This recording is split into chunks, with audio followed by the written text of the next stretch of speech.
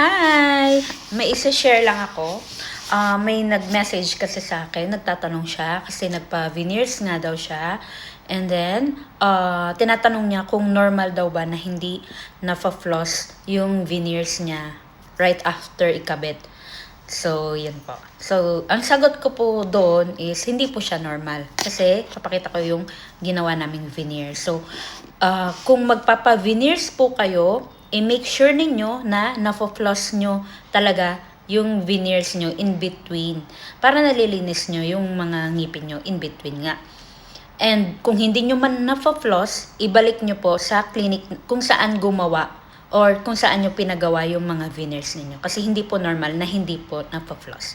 So, i-share ko sa inyo yung patient namin after cementation. And makikita nyo doon na talagang napa-floss and malinis po yung pagkakasement. So, ito yung pasyente namin right after naming masement yung veneers niya. As you can see, napa-floss po namin ng walang kahirap-hirap lahat ng kanyang mga veneers. Makikita niyo po lahat dyan na talagang napa-floss po. And of course, malinis po yung pagkakasemento namin. So, ito na po siya after ng cementation. Ayan. And ipapakita ko rin dito before cementation kung ano yung tsura niya. So, ito po yun. Nagta-try-in po muna kami ng veneers ni Kabayan. And after nun, sinement na namin. Yun nga yung nakita nyo na after namin i-cement, minake sure namin na nafa-floss lahat.